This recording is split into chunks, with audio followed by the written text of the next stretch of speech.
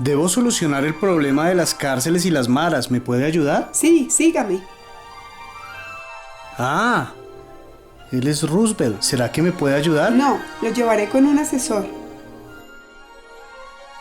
¿Conoce a fondo el problema? ¿Conoce las maras? No, no mucho. Vaya entonces a la videoteca. Las maras son organizaciones internacionales de pandillas criminales. Aparecieron en Los Ángeles en la década de los 80. Fundadas por inmigrantes centroamericanos, se expandieron a otras zonas de Estados Unidos, México, Canadá y Centroamérica. En su mayoría están integradas por salvadoreños, guatemaltecos y hondureños. Son conocidas por su excesiva crueldad y el uso de la violencia. Aproximadamente hay 150.000 miembros activos entre Centro y Norteamérica. Las principales maras en El Salvador son Mara Salvatrucha y Barrio 18. Están conformadas por jóvenes de ambos sexos. Un fenómeno complejo es que cada vez hay más mujeres que comienzan a formar parte de las maras, socializando a sus hijos desde el primer minuto de vida con el entorno. Poseen un estilo de vestir característico. Utilizan ropas anchas, suelen tener una jerga propia, un lenguaje de señas. Utilizan grafitis para identificar su territorio. Se destacan por sus tatuajes, los cuales son ganados a través de actos heroicos que se realizan en beneficio de las pandillas. Para ser aceptados deben cumplir una serie de rituales o acciones específicas, como robo, asalto, asesinato de miembros de otras pandillas o soportar una paliza física. Los integrantes perciben a su pandilla como un elemento cohesionador, sinónimo de amor, familia, sinceridad y no maltrato. El perfil psicológico de los mareros se relaciona con baja autoestima, poco respeto a la autoridad y a la norma. El grupo básico de una mara se denomina clica, la cual se organiza en el barrio. Varias clicas conforman una jenga, la cual a su vez pertenece a una pandilla madre. Dentro de la estructura se encuentran los mareros y pandilleros rasos, que cumplen funciones operativas y de ejecución. Tienen una corta vida útil y son visibles a la opinión pública. Y los niveles de mando superior, que son los líderes, permanecen entre las calles y las cárceles y son los beneficiarios directos de la pandilla. Llevan a cabo actividades delictivas que son su principal fuente de ingreso, como el tráfico de drogas, además de su consumo habitual, contrabando, tráfico de armas, asesinatos, robos y extorsiones. Sistema penitenciario. El Salvador ha establecido constitucionalmente que la organización del sistema penitenciario debe corregir a los delincuentes, educarlos y formarles hábitos de trabajo, procurando su readaptación y la prevención de los delitos. Entre 2009 y 2015, la población privada de libertad pasó de 21.032 a 31.148 internos, lo que representa un incremento del 48%. El hacinamiento, las condiciones de insalubridad, brotes de enfermedades y la severa afectación de diversos derechos acarrean riesgos para el control y la seguridad, tanto para los internos como para el personal policial. Con una capacidad instalada para albergar 8.490 internos, el número de privados de libertad supera en más de 3 veces el número de plazas disponibles, lo que representa una densidad penitenciaria del 367%. Esta cifra para el año 2015. El monto diario destinado a la alimentación de cada recluso en el año 2009 era de $1.92 y en el año 2015 era de $4.11, registrando un incremento del 114%. El presupuesto total es insuficiente para sufragar los gastos administrativos, de mantenimiento de instalaciones y de alimentación de la población privada de libertad. Es importante señalar que aunque las reformas al sistema de justicia y al sistema penitenciario son necesarias y urgentes, no dejarán de ser paliativos en un sistema que excluye de los beneficios sociales y económicos a grandes sectores de la población. De no impulsarse medidas integrales que incluyan políticas sociales, educativas, económicas y judiciales, el sistema penitenciario colapsará en el corto plazo. Aquí hay unos líderes que le pueden ayudar. ¿Y quién es esta mujer? Ella es Margaret Thatcher. Ah, ¿la dama de hierro? Sí, fue la primera mujer que ocupó el cargo de primer ministro del Reino Unido. El nombre de Dama de Hierro lo ganó por su firmeza para dirigir los asuntos de Estado, su estricto dominio sobre los ministros de su gabinete y su fuerte política monetarista. Bueno, ¿y quién es este personaje? ¿Acaso es un obispo? Sí, es Agustín de Hipona, conocido como San Agustín o el Doctor de la Gracia. Fue el máximo pensador del cristianismo del primer milenio y uno de los más grandes genios de la humanidad. Autor prolífico, dedicó gran parte de su vida a escribir sobre filosofía y teología, siendo Confesiones y La ciudad de Dios sus obras más destacadas. ¿Y quién es este personaje tan misterioso? Él fue Sócrates, un filósofo griego, maestro de Platón, quien tuvo a Aristóteles como discípulo. Fue uno de los más grandes exponentes de la filosofía. Su reflexión se centró en el ser humano, particularmente en la ética, y también se le atribuye ser el padre de la mayéutica. Ay, este señor, ¿cómo se llama?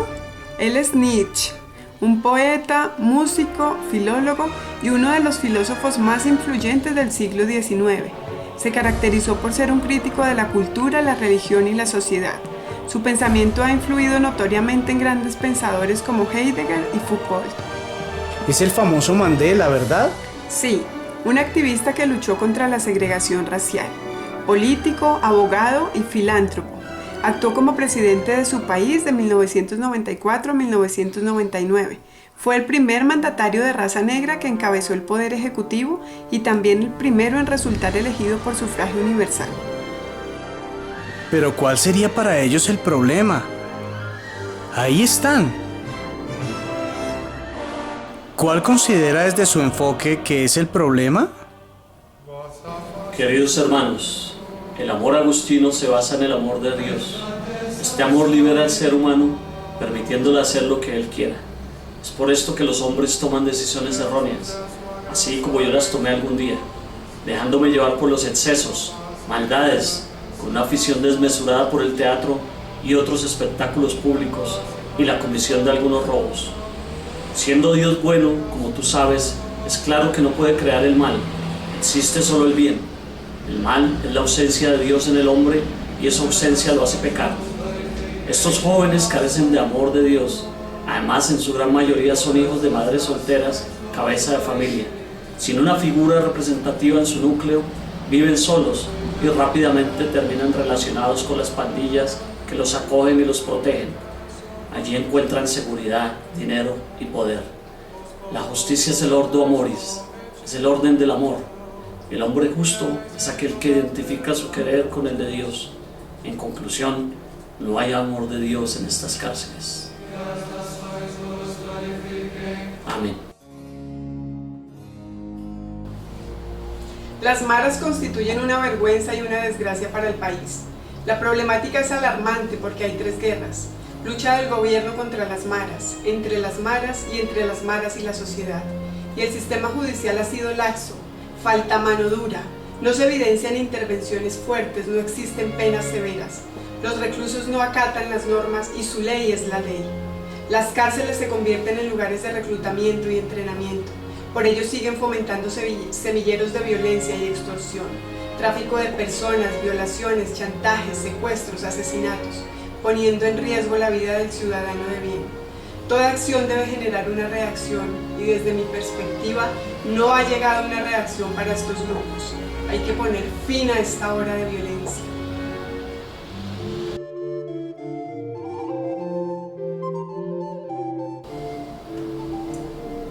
Friedrich Nietzsche. Antes de evaluar el problema de las maras, tenemos que entender qué es la verdad. La verdad, un ejército móvil de metáforas. ¿Qué significa esto?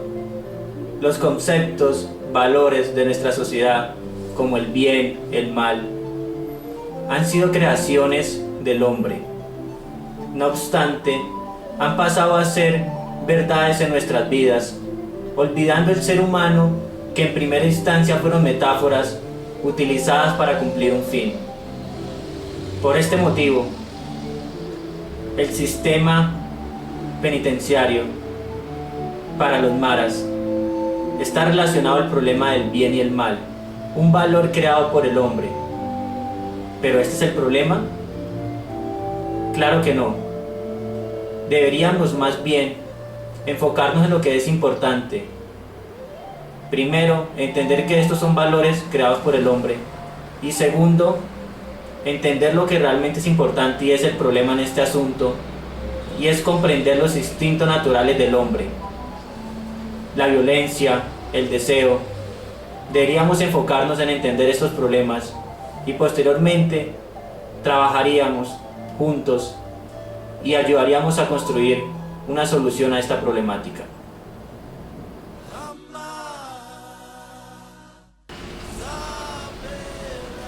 Los centros carcelarios de El Salvador tienen un problema crítico de hacinamiento. Adicionalmente, esta organización no ve la cárcel como un castigo, lo ve como su hogar, lo que probablemente en ocasiones podría convertirse en un agente motivante para estar allí. Adicionalmente, en estos sitios las personas fortalecen sus falsas creencias, se genera arraigo a su grupo y se evidencia la exclusión. Desde mi estilo de liderazgo, la solución no viene de políticas y reglas impuestas, menos a una de las organizaciones más grandes con creencias arraigadas. De esta forma, podría iniciarse un proceso de transformación desde el entendimiento del problema. Es claro que para las maras pertenecer a este grupo genera seguridad, reconocimiento y un valor de parte de sus clicas.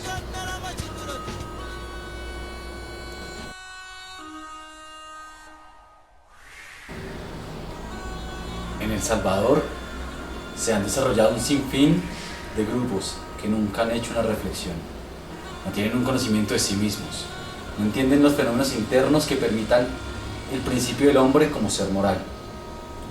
La prudencia y la templanza son virtudes que debemos tener para lograr la perfección. La importancia no es vivir, sino vivir bien, conforme a las reglas de rectitud moral y la justicia. Para encontrar el problema real, debemos utilizar la mayéutica con el objetivo de demostrar las diferentes definiciones que existen alrededor del tema y el poco conocimiento que existe de esta problemática. ¿Cuál es el mejor escenario para que los miembros de la Mara perciban en el sistema penitenciario un castigo, pero también una redención? ¿Y cuál es la mejor solución?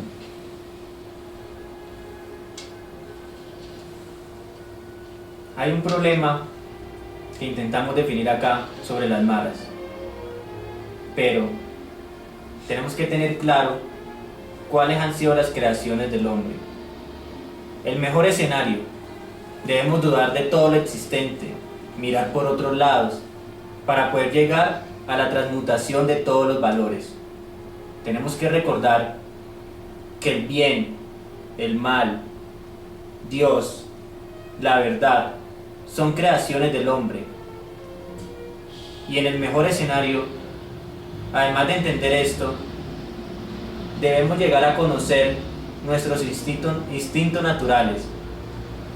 Por este motivo, tenemos que tener personas de ciencia que conozcan el comportamiento humano, tanto individual como socialmente, y a partir de esto, entender quién es en realidad el ser humano. No estoy de acuerdo. Dios es el centro del universo. Dios lo es todo. Para mí la solución es que los mareros requieren de manera muy urgente amar a Dios. Debemos incorporar a estas cárceles la evangelización, incluir misioneros, volverlos una iglesia, hacerlos uno solo con Dios. La Biblia dice en Corintios: no os dejéis engañar, las malas compañías corrompen las buenas costumbres. Todas las respuestas están en buscar a Dios. Pero hay un problema, y creo que es de fondo. Tu solución va enfocada a Dios, pero debemos entender que Dios es una creación del hombre. Es una metáfora que creamos hace mucho tiempo y se ha convertido en un valor supremo. Pero, lamentablemente, a través de los años, hemos olvidado esta creación y ha pasado a ser un valor supremo que rige el comportamiento humano y le da soporte a nuestra existencia. Pero Nietzsche, si creyendo en Dios estamos como estamos, ¿qué pasaría si no creyéramos en Él? ¿Cuál sería el camino entonces? Voy a contar la historia de Dios porque creo que en esta discusión va a estar en el centro de ella. ¿Cuál es la historia y cómo comenzó todo? El ser humano ha creado diferentes metáforas para soportar su existencia. Una de estas ha sido Dios. El ser humano creó a Dios, luego olvidó que lo había creado. Se pasó la vida tratando de ajustar su comportamiento, justificar sus actos y comportarse de tal forma que complaciera a este ser. Después de un tiempo, entendió que él había creado a Dios y por este motivo, cuando el ser humano entiende que ha creado a Dios, es el momento que Dios muere, porque se hace claro que Dios es una metáfora. Si tu pregunta es referente a Dios, tienes que entender que es como cualquier otro valor supremo, como el bien, la verdad, el mal. No pasa nada si el ser humano entiende que no existe Dios porque es una creación. No pasa absolutamente nada. Antes va a ser muy importante para poder llegar a ese superhombre que es tan esencial en nuestros días. Yo no estoy de acuerdo. Como diría Rousseau, las ideas generales y abstractas son la fuente de los mayores errores de la humanidad. Considero en mi propuesta que debemos tener un escenario mejor. No creo que los maras deban existir. El Estado ya no es de bienestar y de políticas sociales, sino que se reduce a proteger libertades económicas. Y el individuo, como centro de la sociedad, debe proveer de todo lo necesario para subsistir. Aquí que vemos individuos facilistas, débiles, faltos de iniciativa y poco competentes. Soy una convencida de que cada uno recibe lo que merece. La única función del Estado es la de asegurar que los mercados tengan confianza en el país y puedan llegar inversores y libre mercado. Por ello debemos reprimir toda rebelión o violencia social que impida que los Estados tengan esa confianza. De la misma manera que utilicé prácticas represivas para acabar el problema de los hooligans, debo utilizar prácticas con el mismo estilo para acabar con los mares. El Estado debe ser policivo y represivo de toda subversión social.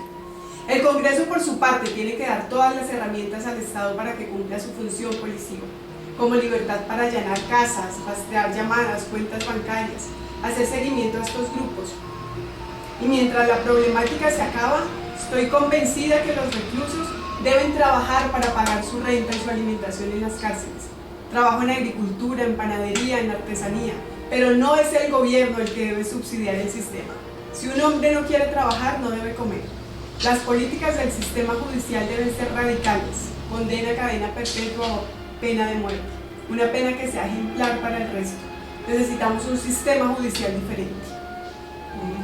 Querida Tacha, en el curso de mi vida me dediqué a la lucha por el pueblo africano. Combatí la dominación blanca, promoví el ideal de una sociedad democrática libre, en la cual todas las personas puedan vivir en armonía y con igualdad de oportunidades. Es un ideal por el que esperaba vivir hasta lograrlo, y si era necesario, podría morir por él. Para alcanzar una solución incluyente, es clave desarrollar estrategias participativas. No todo puede ser opresión, no todo puede ser rechazo. Es clave desarrollar estrategias en donde se integren a las pandillas y en donde se entienda cuál es su sentido y cuál es su propósito y por qué están en esa organización. Basado en el entendimiento de ese sentido y de ese propósito que une a las maras, encontraría un factor clave que funcione como motivante del sentido y del propósito para vincularlo a través de algún deporte nacional que sea incluyente en todos los niveles sociales. Entendido desde lo social, se debe crear un símbolo del país, un símbolo de unificación, desarrollando escenarios en donde los jóvenes tengan otras alternativas y se reviva la esencia de sus raíces. Creo que no puedo estar de acuerdo contigo. Ni yo estoy de acuerdo contigo. Esto no se trata de compasión, ni de religiones, ni de creencias. Aquí necesitamos mano dura, señores. Pero, ¿por qué no generar espacios para dialogar? ¿Por qué no permitimos que la gente haga una reflexión propia, entendiendo los principios morales y los valores que debemos para llenar para tener una felicidad placentera y completa. El ser no debería generar venganza, sino el entendimiento de una conducta correcta de un bien moral. Con él permitimos que los mareros entiendan y puedan pagar sus penas, generando beneficios para la comunidad. Y eso debe responderlo Mandela. ¿Qué pasaría, señor Mandela, si las víctimas no logran perdonar y quieren venganza? El perdón es algo que debe ser interiorizado. Yo pasé más de 27 años en la cárcel y aún así perdoné a las personas que me dejaron en esa cárcel. Salí y generé una revolución, pero fue una revolución pacífica que unió a mi pueblo. ¿Acaso no pensaría usted que si llegáramos a tener un régimen opresor, se generaría una rebelión en la que todas las personas pagarían el precio? ¿Está usted segura que podría manejar eso como Estado? Yo creería que los métodos policivos son la mejor decisión en este caso. No más temas ideológicos como ustedes los ven, no más compasión, no más temas religiosos. Mano dura, señores, con esta problemática. Llevamos mucho tiempo en este proceso y seguimos con la misma situación y cada vez con peores escenarios. ¿Dónde queda la interiorización del ser? ¿Dónde están los valores propios de cada ser humano?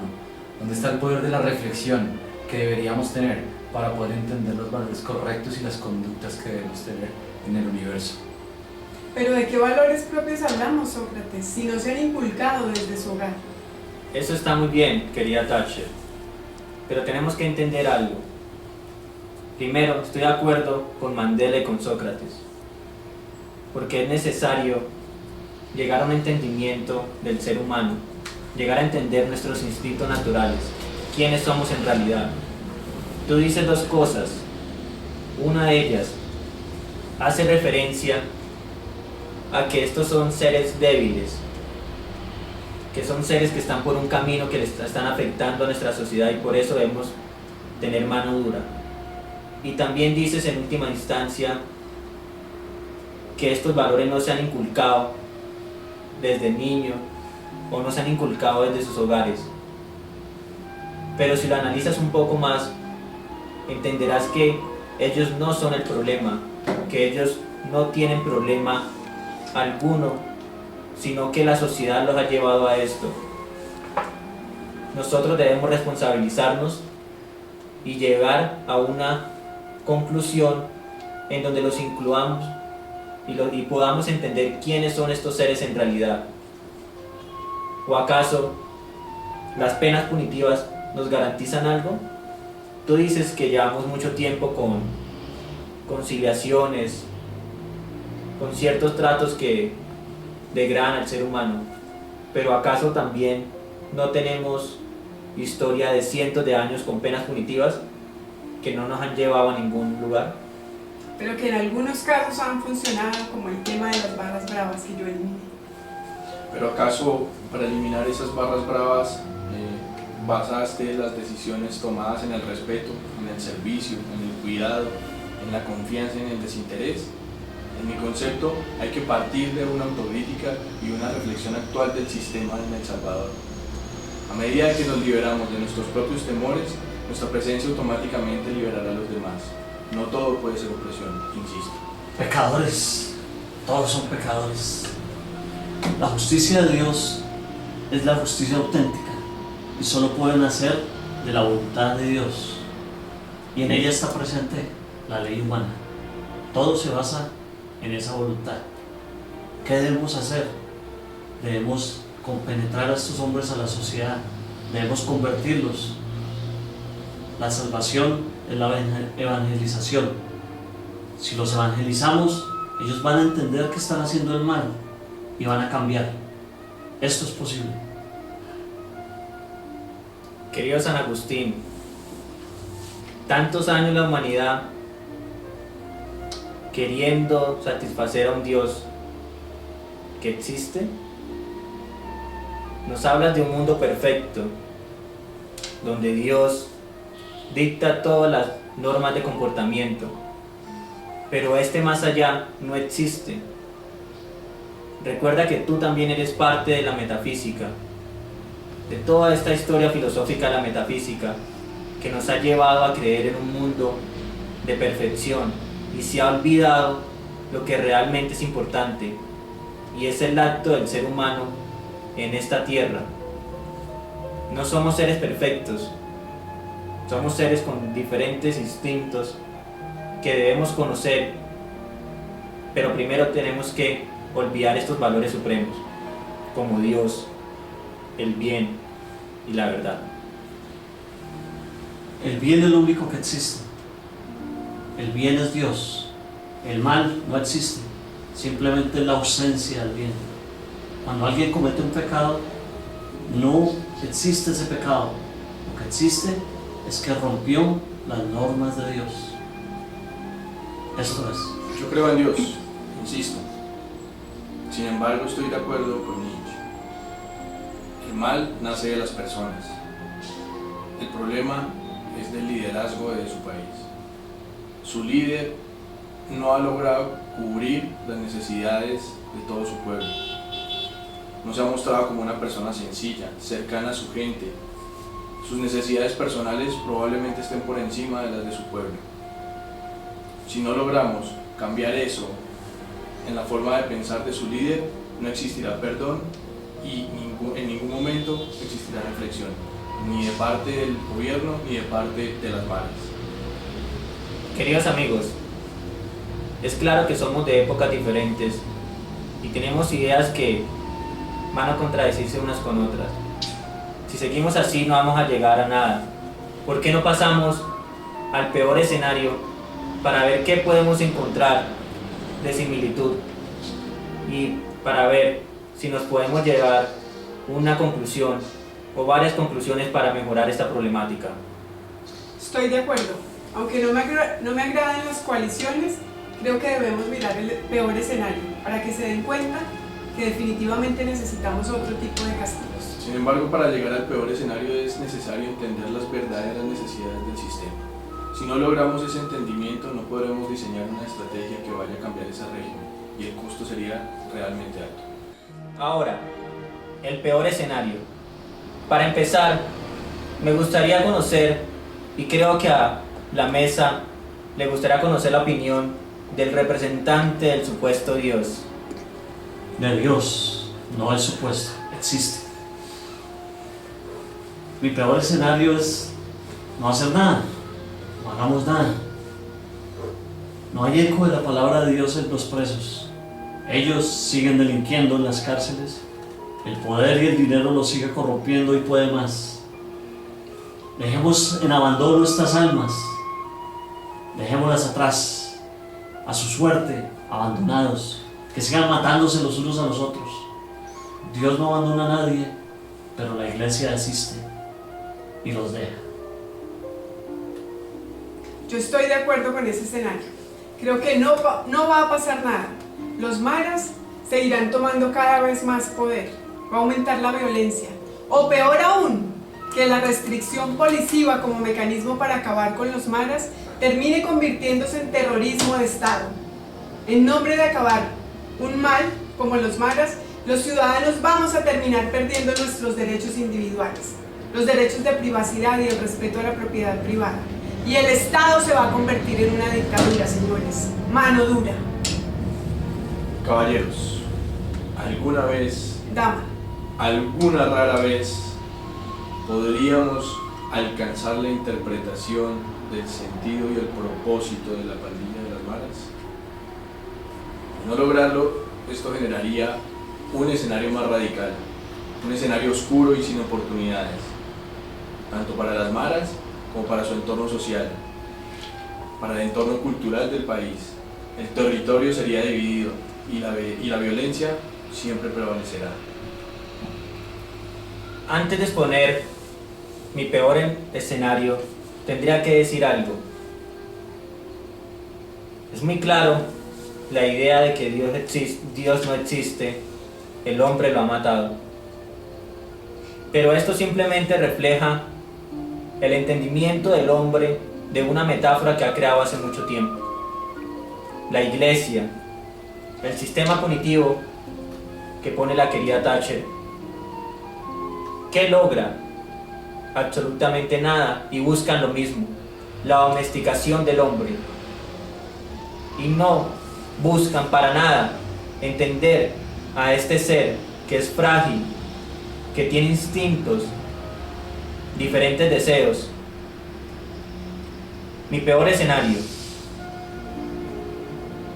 valor supremo del bien y el mal siguen su curso.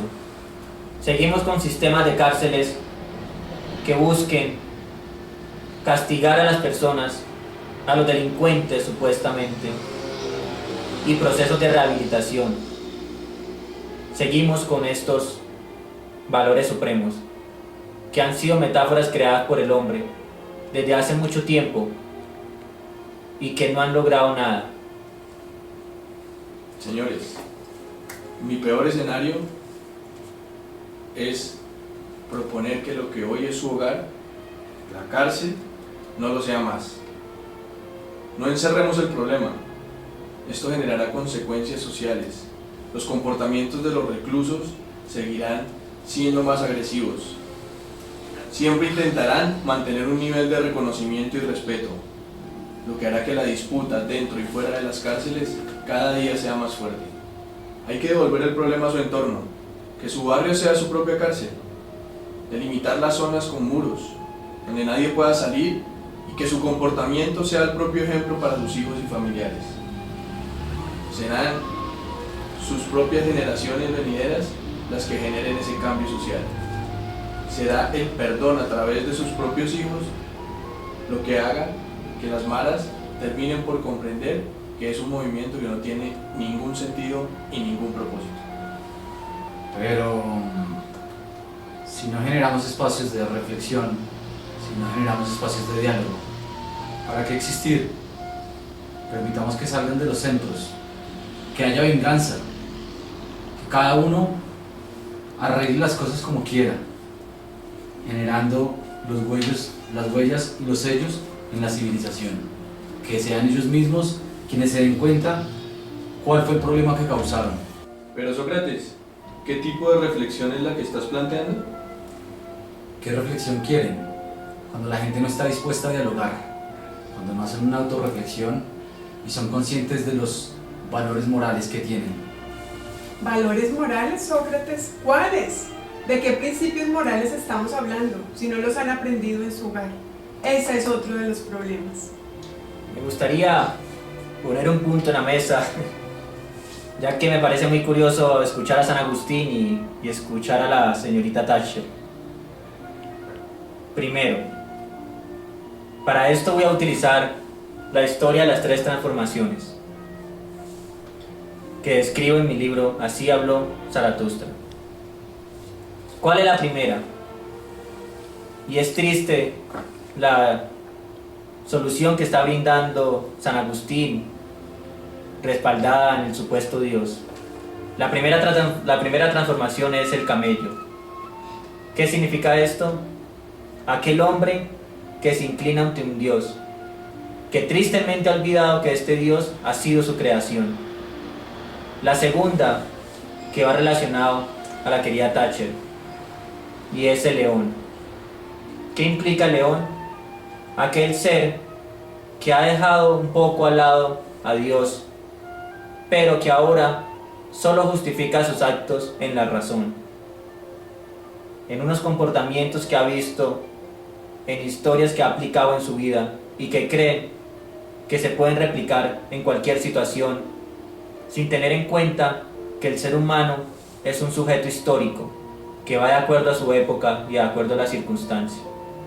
Y la tercera transformación a las que lo quiero invitar a todos es el niño, aquel ser curioso que se intenta conocer, que acepta cuáles son sus instintos, que lo hace ser lo que es y que le permite llegar a este superhombre que tanto planteo, que aun cuando muchos creen que es un ser supremo, no lo es en realidad. Es un ser frágil que cambia constantemente, pero que busca conocerse a sí mismo. Bueno, queridos compañeros, creo que ha llegado el momento de votar. Recuerden que tenemos que proponer dos opciones para las cárceles de los maras. Por favor, recuerden que estas dos opciones tienen que permitir una gerencia sostenible de las cárceles. Así que por favor, escriban sus opciones y en un momento comenzaremos la discusión sobre estas. Bueno, señores, hasta aquí hemos tenido un debate muy interesante. Ahora les voy a pedir que en estas fichas anotemos cada una de las propuestas para poder votar. Y con base en eso vamos a escoger nuestros mejores escenarios. Ferito, señores. San Agustín. Yo quiero el azul. El rosado para Nietzsche. Y empecemos. Por favor, sean concisos y precisos en su propuesta. Y dejen de lado tanto idealismo y tanta filosofía.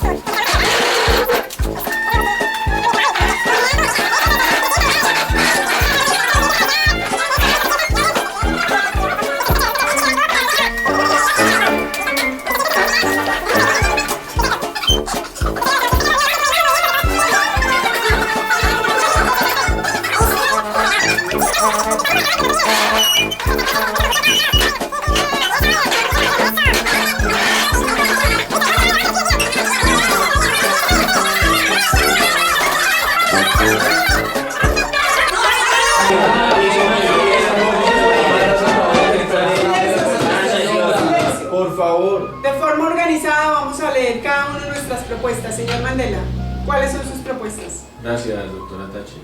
Mi propuesta es encontrar un sentido y un propósito en las maras a través del perdón y la reflexión. Y mi segunda idea es que su cárcel es su barrio. Ok, ¿cuáles son sus dos propuestas, señor Agustín?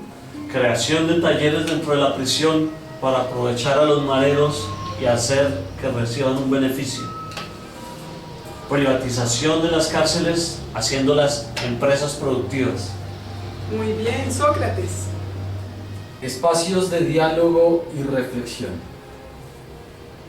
Y mi segunda idea es educación para el perdón, compromiso de trabajo social. Ok, muy bien, señor Nietzsche. No puedo dejar a un lado la filosofía. La primera opción es la transvaloración de todos los valores. La segunda, contratar a especialistas que entiendan el comportamiento humano y permitan conocer estos instintos del hombre. Ahora los llaman psicólogos, sociólogos. Y a partir de este entendimiento, construir las cárceles que permitan tener una gerencia sostenible de estos establecimientos. Muy bien. Y mi propuesta, cárceles sostenibles. Como les decía, el recluso debe pagar su renta, su alimentación y la misma manutención de la cárcel. Y la segunda es crear políticas desde el sistema penitenciario radicales, pena de muerte y cadena perpetua. Si les parece, vamos a deliberar.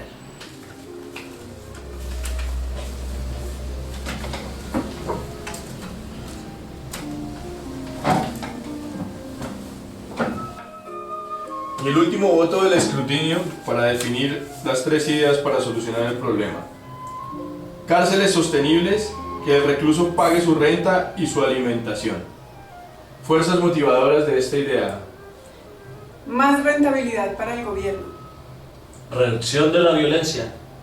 Considero que dejaría de ser un agente motivador para las maras pasar tiempo en la cárcel. Ya no sería su hogar, no tendría sentido estar allí.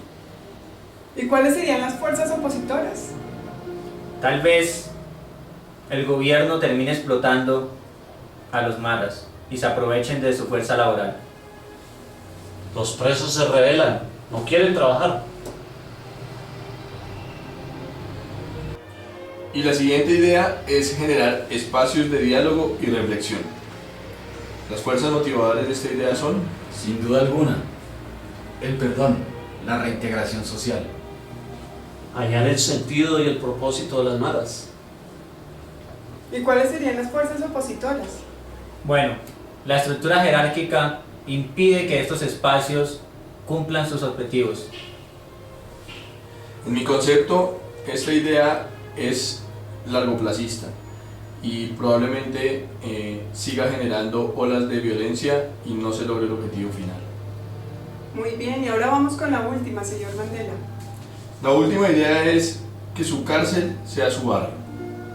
¿Cuáles ven ustedes como fuerzas motivadoras? Sin duda alguna, el ahorro de los recursos por parte del gobierno para inversión en otras cosas. Los presos estarían cerca de sus núcleos familiares, les podría ayudar. Y esto generaría que ese liderazgo negativo que tienen de momento pueda ser un liderazgo positivo por el ejemplo que tienen que dar a las generaciones venideras. Bueno, ¿y qué fuerzas opositoras verían? Tal vez esto no influya en que se castigue la delincuencia. No estoy a favor del castigo como tal, pero sí se tiene que inhibir al ser humano de ciertas cuestiones para que entienda que tiene que cambiar. Puede ser peligroso, pueden delinquir de una manera más fácil. Esto probablemente demandaría el control excesivo de los límites que pretenderíamos colocar a sus áreas de movilización. Podría generar altos costos. Y tal vez se pierdan las libertades individuales. Y así concluye nuestro debate.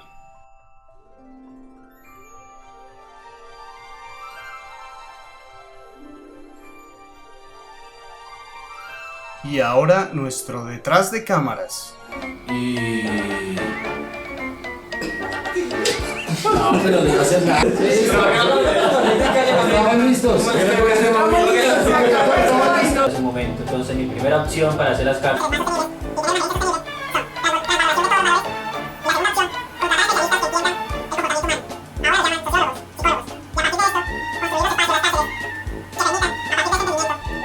Generar procesos de rehabilitación. Estuvo bien. Bueno, vamos. Espacios de diálogo y reflexión. Reflexión. Señores, gracias y hasta luego. ¡Yay! Ya, ¿qué? Córtale. ¿Cuánto vamos?